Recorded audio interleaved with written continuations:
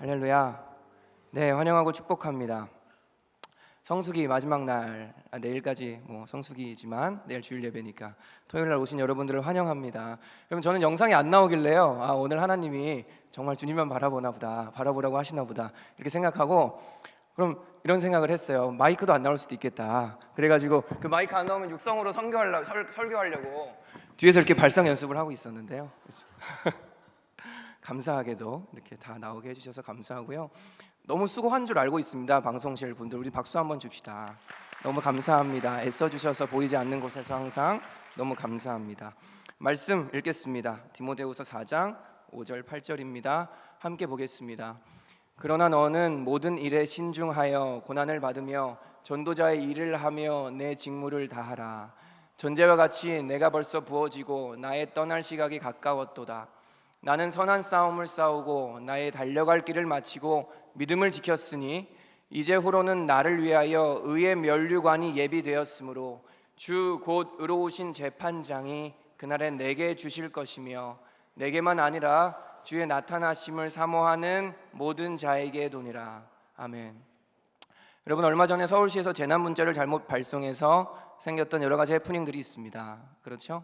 저는 그때 교역자 수련회를 가 있어서요, 강화도에 있었으니까 그 문자를 못 받았어요. 그런데 아침에 이제 좀 늦잠 자고 일어나니까 가족들한테 카톡이 100개 정도가 와 있는 거예요. 그래서 깜짝 놀라서 봤더니 서울시에서 공습경보인가요? 그 도피해야 된다는 걸 보냈더라고요. 제가 관련해서 재밌는 글을 인터넷에서 하나 봤습니다. 자기는 그 문자가 오자마자 살려고 남쪽으로 달리기 시작했답니다. 그래서 그 재난 문자가 진짜인지 가짜인지 확인하기도 전에, 이게 진짜인지 가짜인지 모르겠습니다, 그분의 글이. 그러나 제가 인터넷에서 본 글은요, 한 몇 시간 만에 그 전라남도 끝으로 갔대요. 최고 빠른 기차를 타고 서울역으로 가서 전라남도 끝으로 도망갔답니다. 근데 그 이후에 이제 밝혀진 게 사실은 오보였다라는 해프닝이 있었다는 글을 인터넷에서 봤습니다. 여러분, 그 지난번에 공습경보는 가짜였지만 70년 전에 한국에서는 실제 전쟁이 있었습니다. 한국전쟁입니다. 당시에 피난민들은 도망가기 위해 항구에 모였습니다. 그런데 문제는 배가 없다라는 것이었습니다. 공교롭게도 먼 미국에서 전쟁을 해야 되니까 군수품을 가지고 항구로 들어온 배 한 척이 있었습니다. 그런데 문제는 이 배는 사람을 태우기 위한 인선이 아니고 화물을 태우기 위한 화물선이라는 것입니다. 여러분, 선장은 결정해야 했습니다.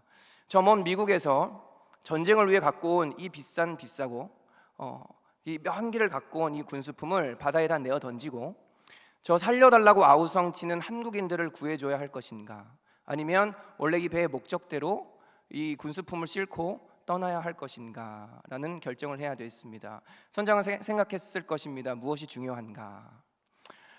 여러분, 우리가 인생을 살다 보면 우리가 가진 자원들은 굉장히 한정적입니다. 시간도 한정적이고 물질도 한정적이고 공간도 한정적이죠.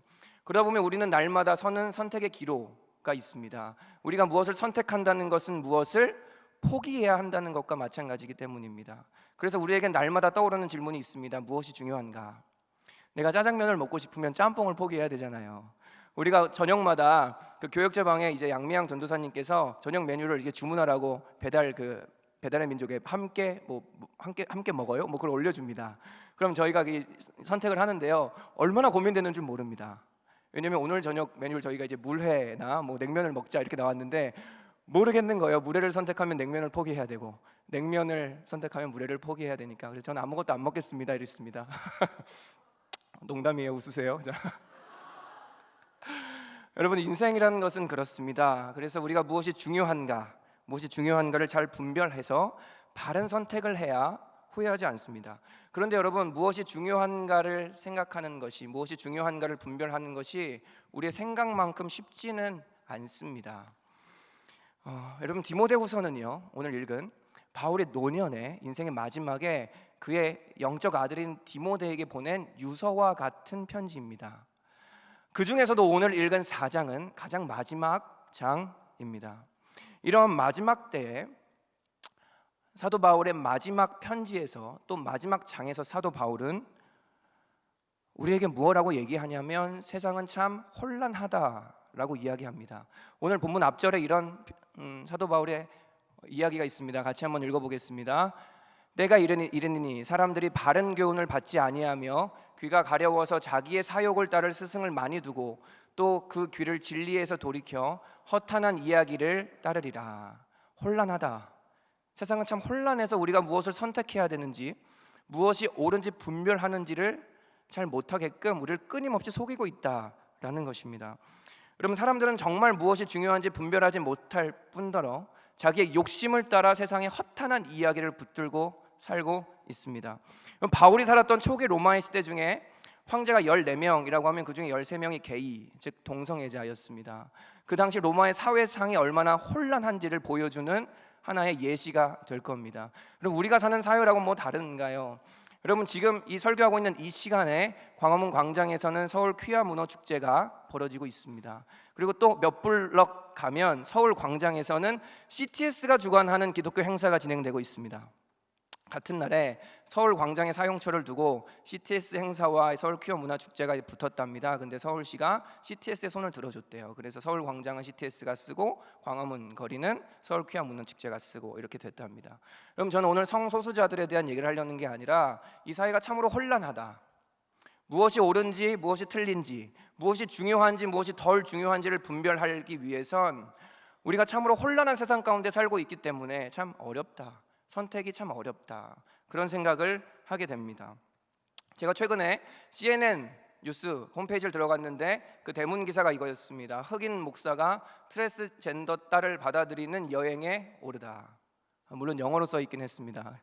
흑인 목사가 트랜스젠더 딸을 받아들이는 여행에 오르다. 이런 기사가 그 CNN 표지에 있는 것을 보고 다시 한번 생각했습니다. 혼란하다. 여러분, 무엇이 진리입니까? 무엇이 중요합니까? 어떤 기준으로 무엇을 선택해야 우리가 후회하지 않을 수 있겠습니까? 그런데 그런 세상의 혼란함에 밑바닥에 들어가 보니 그 가장 밑바닥에는 이것이 있다고 사도 바울이 이야기합니다.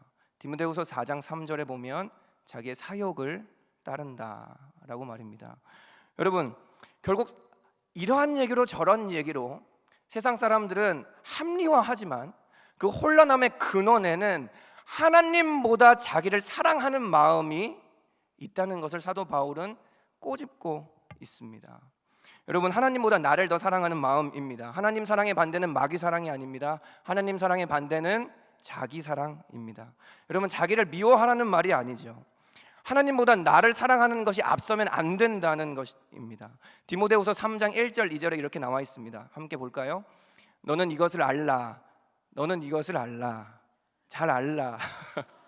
다 같이 읽겠습니다. 너는 이것을 알라. 말세에 고통하는 때가 이르러 사람들이 자기를 사랑하며, 자기를 사랑하는 때가 오면 사람들이 고통받는다는 것입니다. 우리가 왜 이렇게 고통받을까요? 우리가 왜 이렇게 혼란할까요? 세대 간에 미워하고 계층 간에 미워하고 진보와 보수가 전혀 양보 없이 싸우는 이 시대 가운데에 우리는 왜 이렇게 고통하고 있을까요? 자기를 사랑하기 때문이다 라고 이야기합니다. 여러분, 결국 우리의 마음을 깊숙이 뚫고 들어가다 보면 그 안에 우상 숭배가 자리 잡고 있는데 바로 자기 사랑이라는 우상 숭배라는 것입니다. 여러분, 현대 우상은 과거처럼 그렇게 눈에 보이는 우상은 아닙니다. 교묘합니다.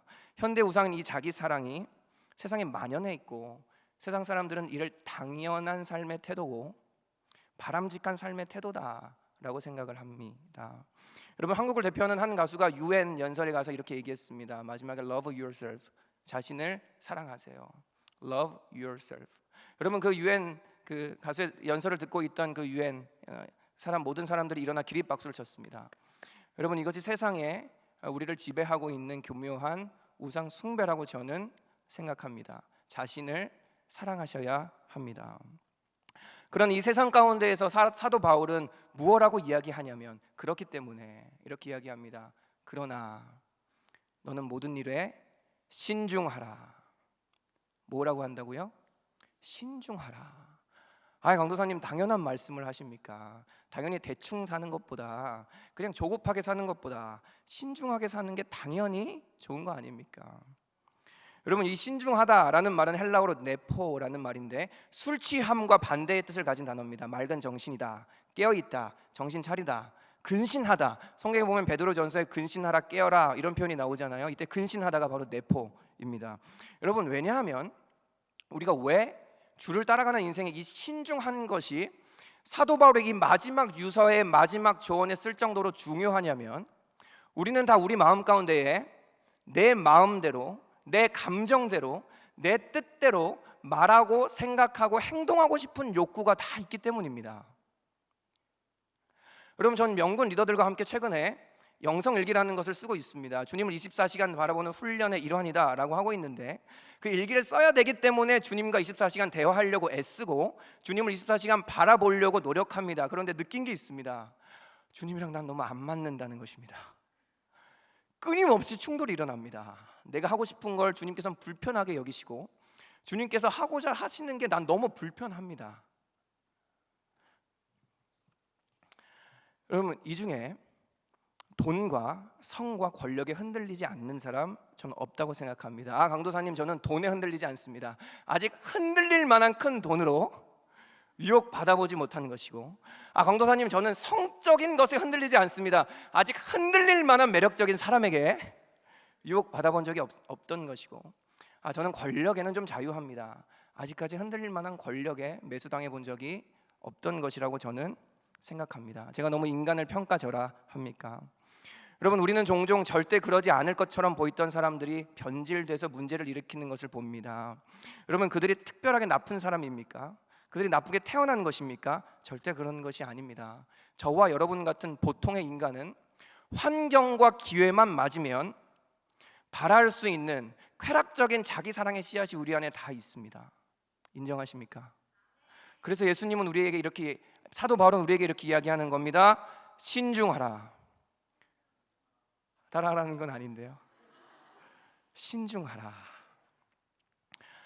여러분, 얘기했듯이 디모데후서는 바울이 노년에 자신의 진액을 짜 자신의 영적 아들인 디모데에게 쓴 편지입니다.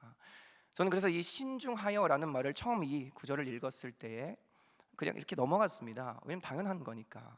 근데 이 말씀을 또 보는데 이 신중하다라는 단어가 이렇게 떴습니다. 우리 주님이 이 수련을 앞둔 우리 청년들에게 전하라고 하시는 이 핵심 메시지, 이 마지막 때에 신중하라라는 것이구나. 여러분, 신중하라는 건 단순히 조심하자는 게 아닙니다. 2번 생각하고 3번 생각해서 결정을 뒤로 미루자라는 게 아닙니다. 아까 얘기했듯이 끊임없이 우리 안에 발아하는 자기 사랑의 씨앗, 이 씨앗을 좀 제하고 주님의 의중이 무엇인지 한 번 더 묻고 주님의 뜻대로 결정하자는 것입니다. 여러분, 사도 바울은 이 신중하여 뒤에 어떤 단어를 붙였냐면 3가지 단어를 붙였습니다. 너는 고난을 받으며 전도자의 일을 하고 너의 직무를 다하라. 사도 바울이 이렇게 이야기하는 것입니다. 나는 신중했다. 난 너무나 신중하게 내 인생을 돌아봤고 무엇이 가장 중요한지 결정을 했다. 그런데 남은 게 하나 있었다. 그게 무엇이냐면 바로 주님의 일을 내가 이어서 하는 것이었다라는 것입니다. 여러분, 이게 3가지처럼 보이지만 사실 한 가지입니다. 고난을 받고 전도자의 일을 하고 너의 직무를 다하라. 예수 그리스도를 따라가라는 말입니다. 주님께서 우리에게 주신 사명을 따라가는 인생을 살라는 것입니다. 여러분, 우리가 수련회가 5일 앞으로 다가왔습니다. 미션 라이프를 수련회를 5일 앞으로 다가왔는데요, 가면 좋을 겁니다. 신나게 찬양하고요, 뜨겁게 예배하고 교제하고 좋을 겁니다. 근데 그러고 끝이 아닙니다. 여러분, 은혜를 받고 난 다음에 그날 밤에 여러분 신중해지셔야 합니다. 그날 밤에 잠자리에 누워서 오늘 이게 좋았지 저게 좋았지, 오늘 이게 맛있었지 하하호호 하고 자는 것도 좋지만 오늘 받은 말씀을 다시 한번 상기하면서 그러면 이제 나의 인생을 어떻게 살아야 될 것인가, 저 말씀이 정말 진리고 사실이라면 이제 나의 인생의 방향을 어떻게 조정해야 될 것인가. 날마다 매 순간마다 시기마다 저녁마다 밤마다 아침마다 신중한 시간들이 이어져야 될 줄을 믿습니다. 여러분, 이것이 우리가 수련회를 가는 목적입니다. 셀러브레이션 하고요, 밤에 막 이렇게 신나게 막 하고 막 춤추고 저희 막 기차 놀이 하고 막 난리 나잖아요. 그리고 은혜 받았다, 끝이 아니라는 것입니다. 여러분, 수련회를 왜 갑니까? 수련회를 왜 준비합니까? 무슨 목적으로 가려고 하십니까?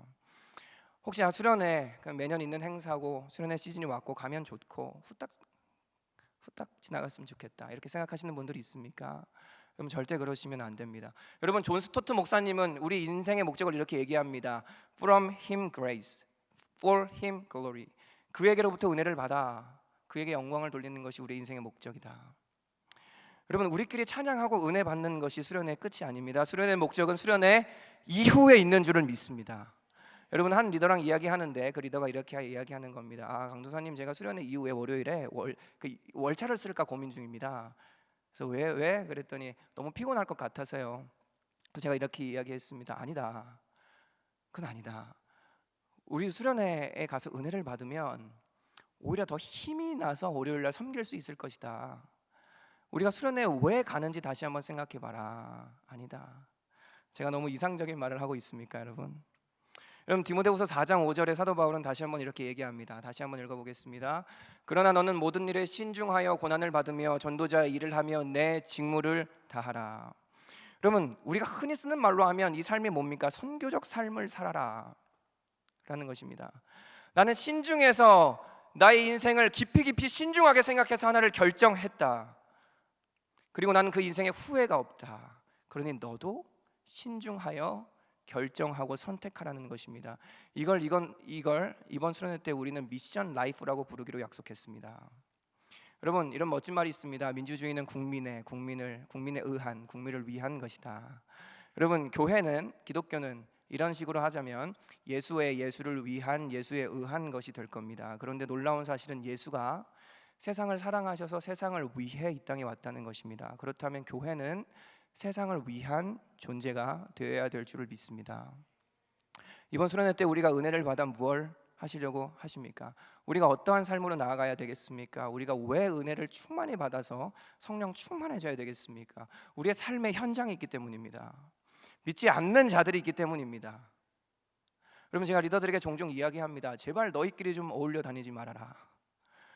사역 끝나면 너희끼리 먹을 거 먹으러, 맛있는 거 먹으러 다니지 말아라. 안 믿는 사람들 좀 만나러 이제 좀 가라. 우리가 왜 이 자리에 모여 있습니까? 우리가 왜 양육반을 듣습니까? 성장반을 왜 합니까? 주님을 알아가기 위해서라고요. 그럼 주님을 왜 알아갑니까? 주님을 알아간 다음에 뭘 하시려고 그러십니까? 세상을 위해서입니다. 주님이 그걸 위해 이 땅에 오셨기 때문입니다. 여러분, 오늘 본문을 서술한 바울은 도대체 누구입니까? 여러분, 바울은 그리스도를 죽였던 살인자에서, 그리스도인을 다 잡아 죽였던 살인자에서 그리스도를 위하여 죽기를 결단한 사도가 된 사람입니다. 바울은 신약의 13권이라는 신약 성경의 대부분을 쓰고 단순히 논리적으로 복음을 정리했을 뿐 아니라 하나님의 영광스러운 계시를 우리에게 가져다 준 위대한 사람이었습니다. 여러분, 바울은 죽음과 같은 고통을 끊임없이 겪으면서도, 바울이 성경에 보면 사람들이 죽은 줄 알고 멍석에 말아 도시 밖으로 던졌던 일도 있습니다. 너무 많이 맞아서.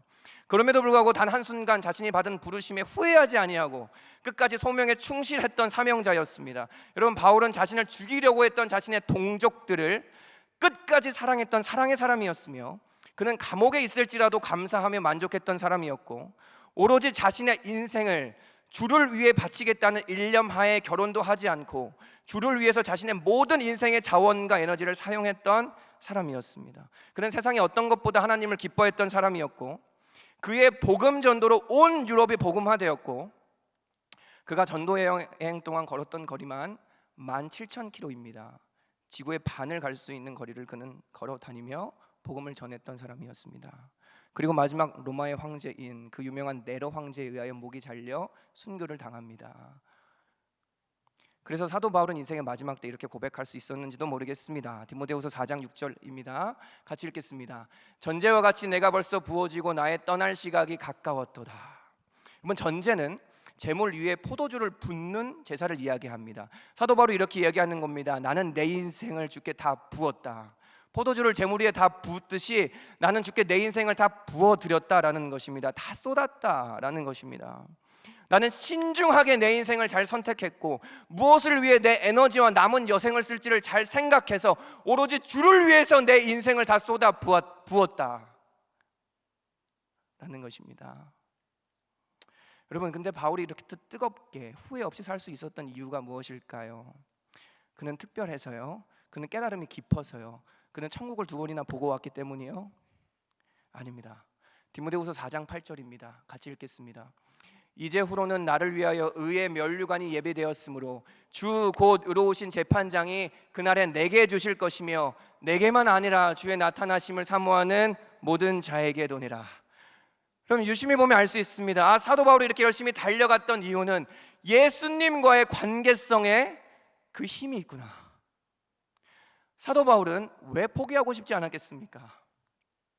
그는 왜 편안한 가정에 돌아가서 안락한 쉼을 누리고 싶지 않았겠습니까?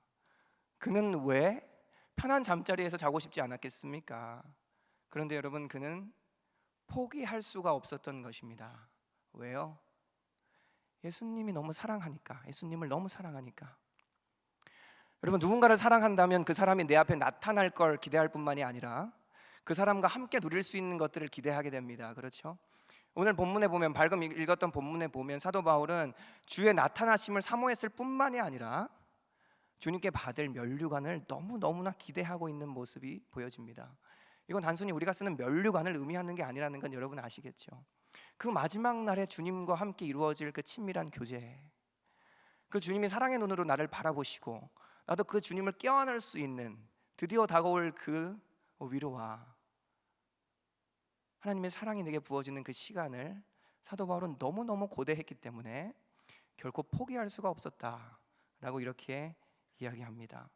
지칠 때마다, 쉬고 싶을 때마다, 낭망될 때마다, 상황이 내 앞에 가로막을 때마다 변명을 찾은 게 아니라 믿음의 주요 온전케 하시는 이인 예수를 바라봤다는 것입니다.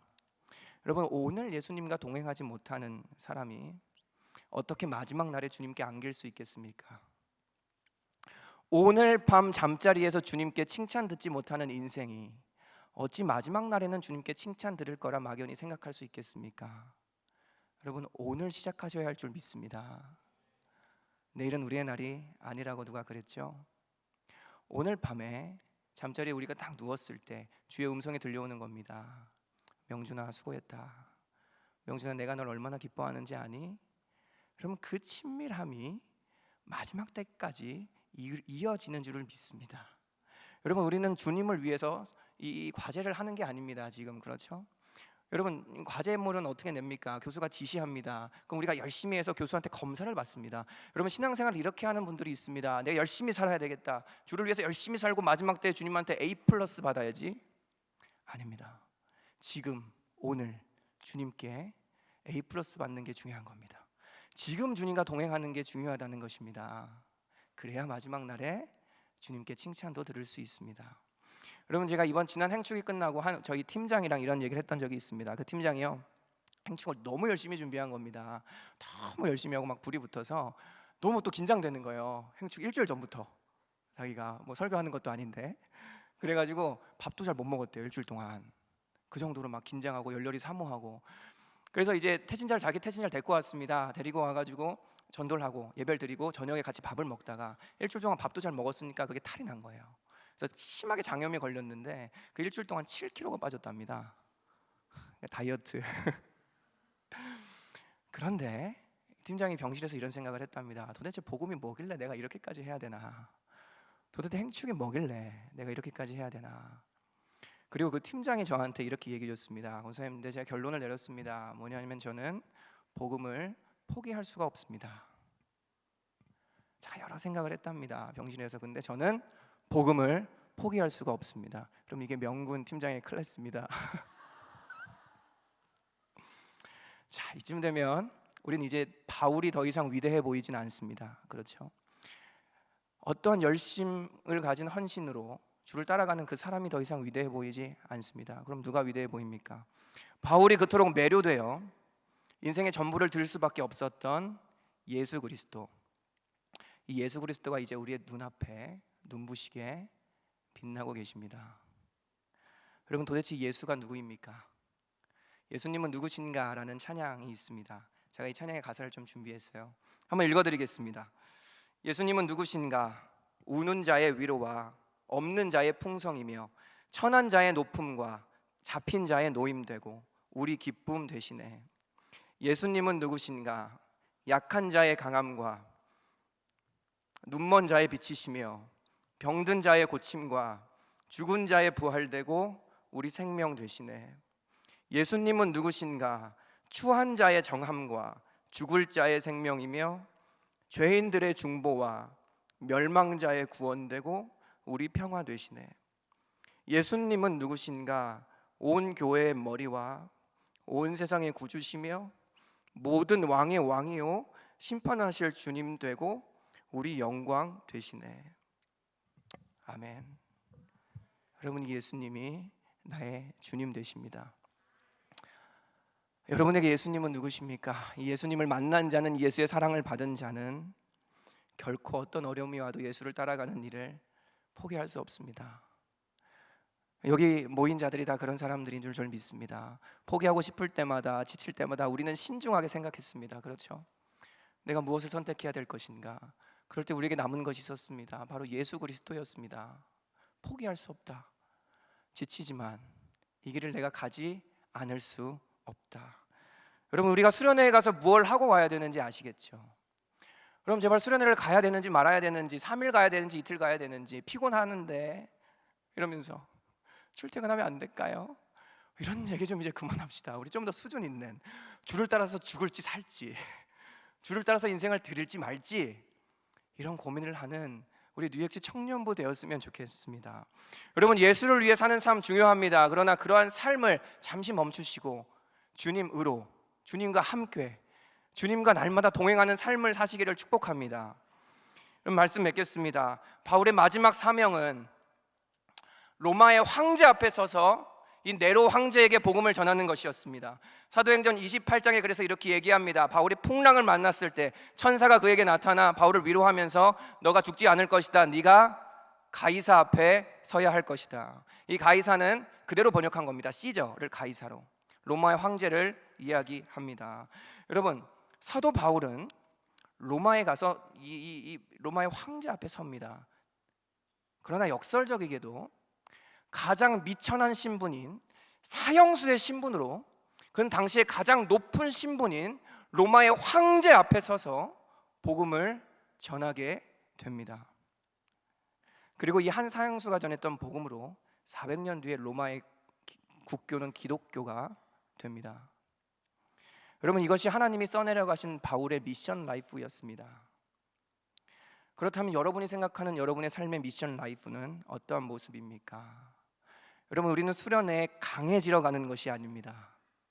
하나님은 우리의 미션 라이프를 그렇게 사용하지 않으실 것입니다.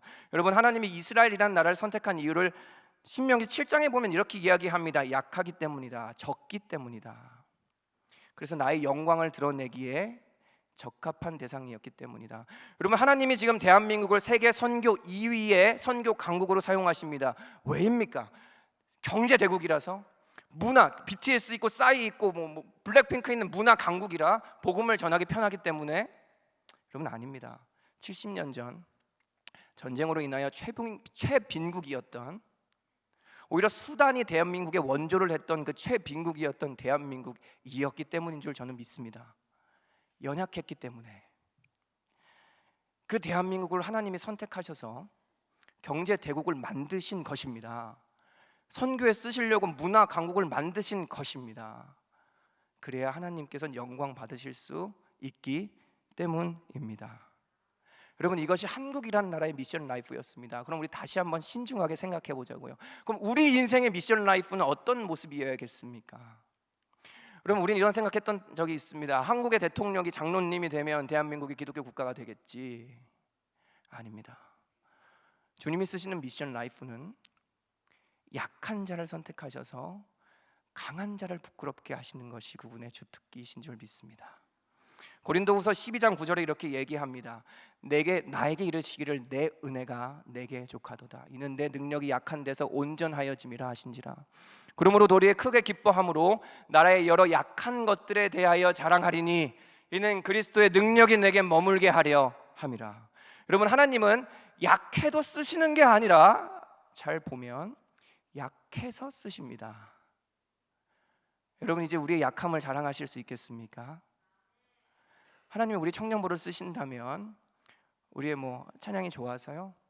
믿음 좋은 청년들이 많아서요? 아닙니다. 우리 청년부가 원래 70명이었던 거 아시죠? 약해서 쓰신 겁니다. 약해서. 그러면 주변에 대학가가 있나요? 캠퍼스 전도를 가고 싶은데 갈 데가 없어요. 차 타고 다 30분 이상 가야 돼요. 이 주변에 뭐 지하철역이 있나요? 어디 역에서 내리라고 할 만한 곳이 없어요. 개봉역에서 내려도 설명하기가 애매하고 신정 내거리에서 내리라 그래서 설명하기가 애매해요. 근데 오잖아요, 청년들이. 왜요? 약해서. 아멘. 그래서 고린도전서 1장 26절 29절에서는 사도 바울이 또 이렇게 얘기하죠.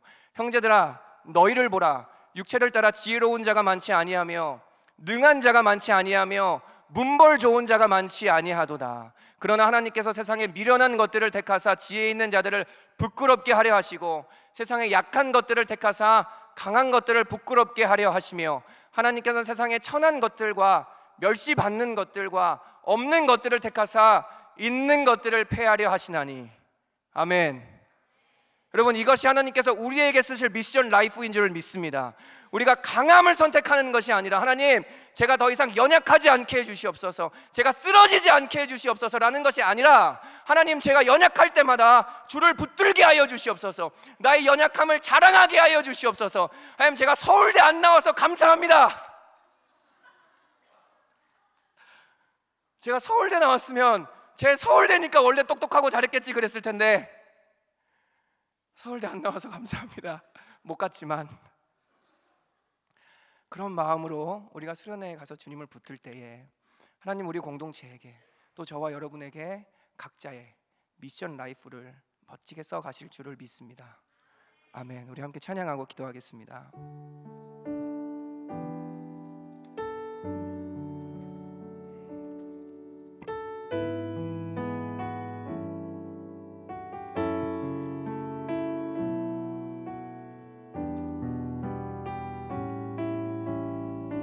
예수는 내 힘이요?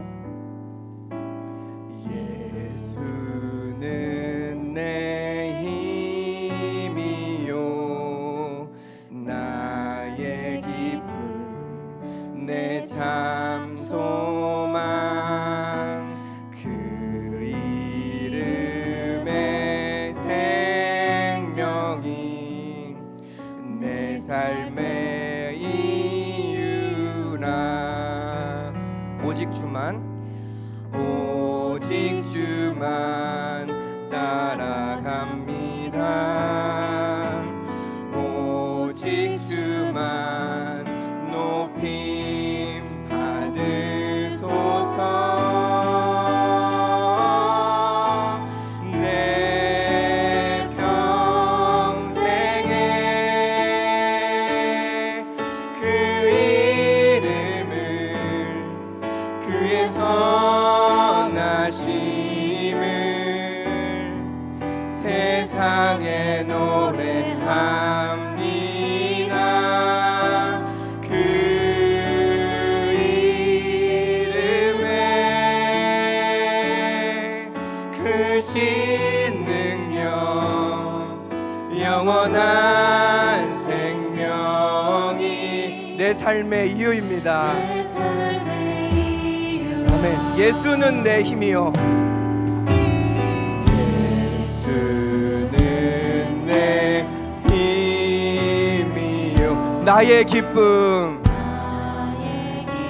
내 참 소망, 그 이름의 생명이. 하나님, 내가 사는 이유입니다. 내가 사나 죽으나, 내가 사나 죽으나 그 이름을 위하여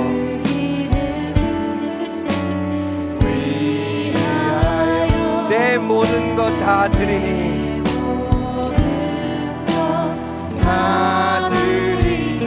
나를 받으소서. 주님, 우리가 여기에 있습니다. 아멘. 오직 주만 따라갑니다. 오직 주만 따라갑니다. 오직 주만 높임 받으소서. 높임 받으소서. 내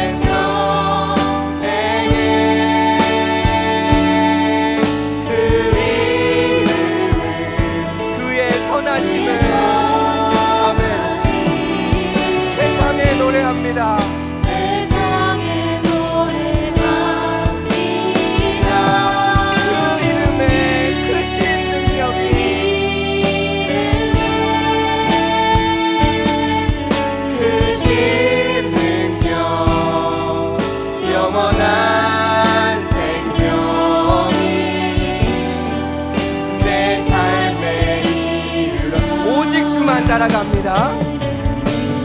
오직 주만 따라갑니다.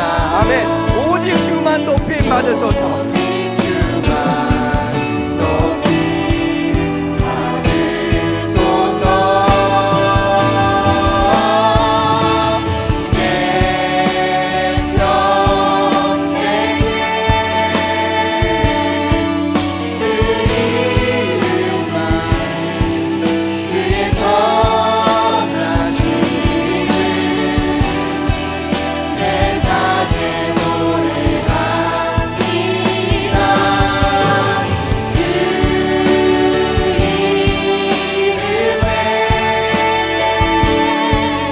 크신 능력 영원한 생명이 내 삶의 이유라. 내 삶의 여러분 진정으로 고백하시죠. 오직 주만 따라갑니다. 오직 주만 따라갑니다.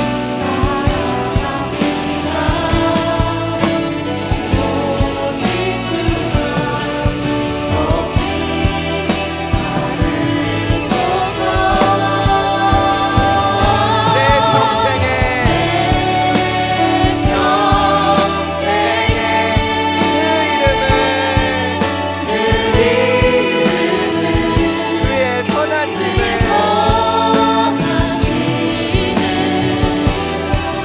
세상에 노래합니다.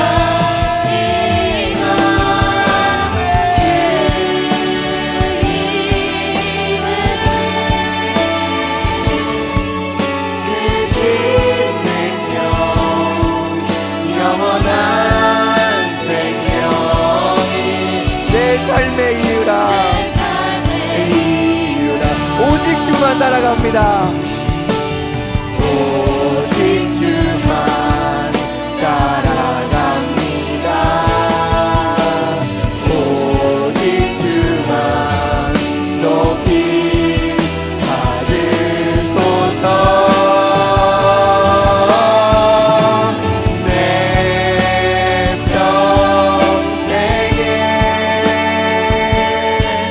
그 이름은 그의 선하심을 세상에 노래합니다. 그 이름에 아멘. 예수님이 우리의 사는 이유가 되십니다. 아멘. 영원한 생명이 내 삶의 이유라. 한 번 더 합시다. 오직 주만 따라갑니다. 오직 주 여러분 이 시간 결정하시죠. 누구를 따라가며 평생을 살지. 오직 주만 높임 받으소서. 높이 받으소서. 내 평생에 그 이름을 그의 선하심을 세상에 노래합니다. 그 이름에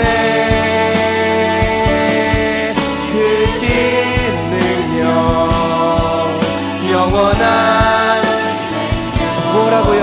우리 사는 이유라고요. 내 삶의 이유라.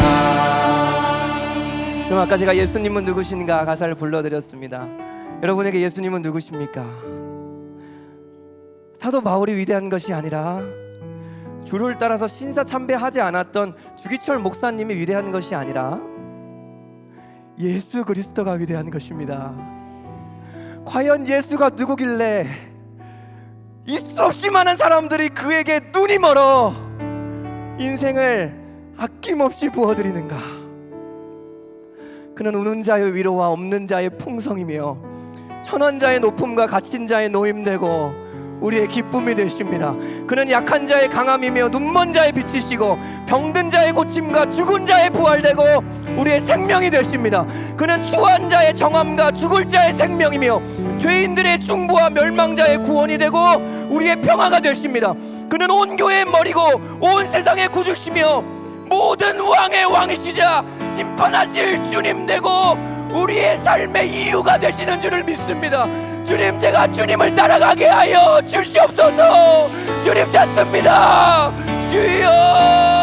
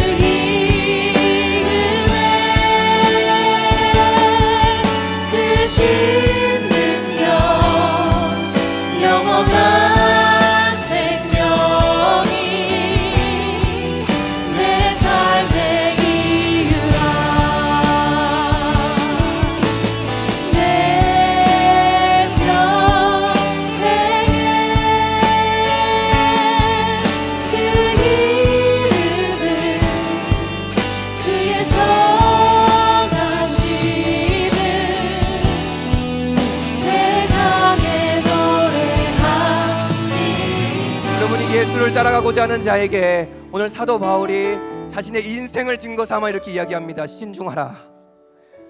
여러분, 신중하게 생각해 봅시다. 우리 인생에 여전히 정리되지 않은 문제들이 있습니까? 아직까지 주님과 세상을 겸하여 섬기고 있는 여러분의 모습이 있습니까? 여러분, 신중하게 생각합시다. 그리고 여러분, 우리 이제 결정합시다. 맨날 주님한테 주님 죄송합니다, 주님 죄송합니다. 여러분, 이런 인생이 아니라 주님, 나의 인생을 전제와 같이 부어드립니다. 하나님, 나의 인생을 산 제물로 주님께 드립니다. 여러분 이것이 가장 복된 삶입니다. 여러분 이 시간에 다시 한번 기도할 때에 하나님 제가 돌이켜야 될 부분이 있다면 이 시간 수련회 가기 전에 이미 정리하고 가게 하여 주시옵소서. 하나님 지금 주님 앞에 결단 일어나게 도와주시고 나의 힘으로 날 수 없사오니 내가 주님을 붙들 때에 예수 그리스도께서 달리다 꿈 소녀여 일어나라 하시는 역사가 오늘 이 시간에 있게 하여 주시옵소서. 주님 찾습니다. 주여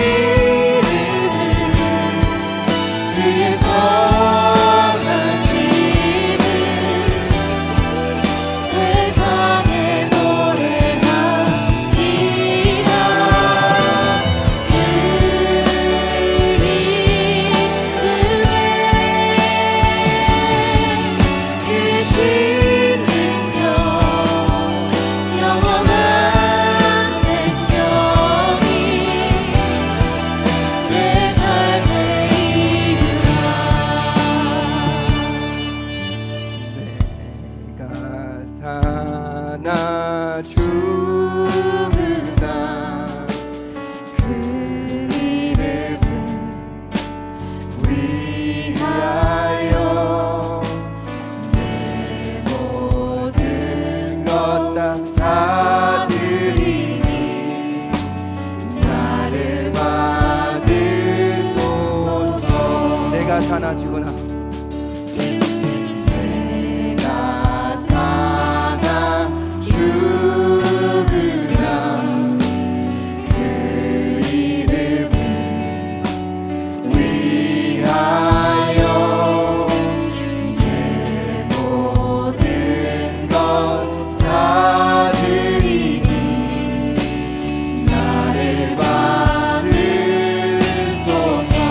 내가 사나 죽으나 내가 사나 죽으나 그 이름을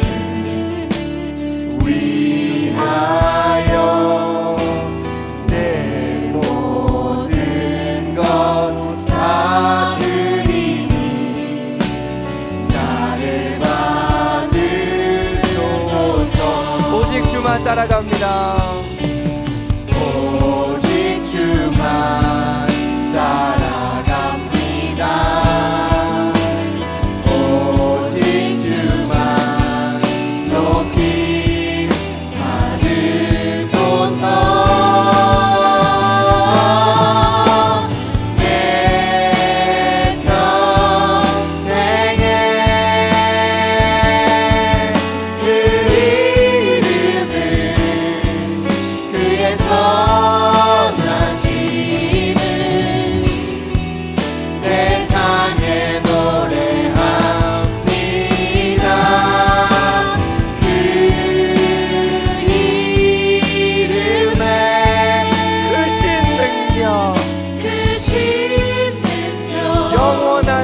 생명이 영원한 생명이 내 삶에 이으라. 내 삶에 이르라. 아멘. 여러분, 우리가 약하기 때문에 하나님께서 우리를 쓰시는 줄을 믿습니다.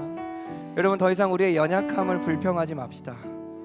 내가 너무 연약해 보일 때마다 아싸, 하나님이 이게 온 세상을 두루 살피다가 전 세계 최빈국이었던 이 대한민국이 눈에 들어왔던 것처럼 하나님이 온 세상에 있는 청년들을 두루 살피다가 나의 연약함을 본다면 하나님은 나에게 눈이 머물 수밖에 없다. 아싸.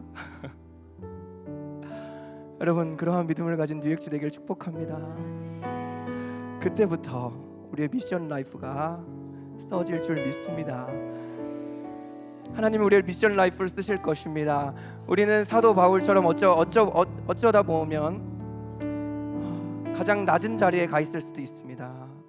미천한 자리로 이끌 수 있습니다. 근데 그의 복음이 가장 높은 자였던 황제에게 전해지고 400년 뒤에 로마의 국교가 기독교가 됐던 것처럼 하나님은 우리의 강함으로 영광 받으시는 분은 아닙니다. 강해도 영광 받으시겠지만 그는 이미 강하십니다. 그는 이미 강하십니다. 여러분, 우리의 약함이 자랑이 되는 이유는 그의 능력이 우리의 약한 가운데에서 온전하여지기 때문입니다. 아멘. 여러분, 우리 교회여 일어나라 찬양 다 같이 마지막으로 하시면서 이런 우리 연약한 우리 교회를 쓰실 하나님을 같이 찬양하고 마무리했으면 좋겠습니다. 교회여 일어나라 주시죠.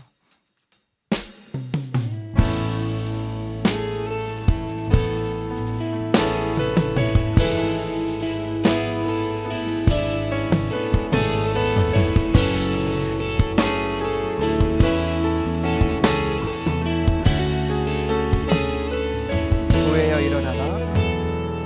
교회여 일어나라. 하나님이 우리를 부르십니다. 주께서 부르시니 나를 부르십니다. 두려움과 실패 내려놓고 교회여 일어나라. 교회여 일어나라. 교회여 뉴엑스여 일어나라. 성군이여 슬군이여 의군이여 명군이여 일어나라. 주인팀이여 일어나라. 하나님이 지금 우리를 부르고 계십니다. 삶의 자리에서 교회여 일어나라. 우린 세상의 빛. 아멘. 어둠을 밝히는 하나님의 편지 주를 나타내는 주의 교회 통해 우리 통해 세상이 주를 보리라. 일어나라. 일어나라. 아버지 사랑으로 아버지 능력으로 서로 하나 되어 그 빛을 비추라. 노래하라 아버지의 사랑을 아버지의 크심을 이 삶의 노래로 주님을 나타내라. 일어나라. 여러분, 이 시간 우리 마지막 기도할 때 하나님 연약한 나를 불러주심에 감사합니다. 연약한 나를 통해 강한 세상을 부끄럽게 하실 하나님을 찬양합니다. 하나님, 내가 일어나겠습니다. 나의 연약함으로 주저앉아 있지 않겠습니다. 하나님의 음성에 반응하겠습니다. 주여, 내가 여기 있사오니 나를 보내시옵소서. 주님 찾습니다. 주여.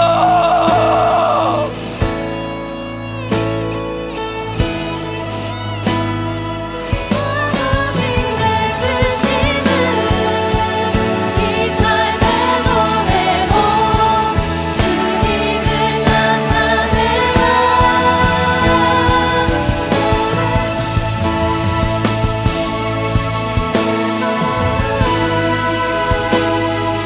아버지 능력으로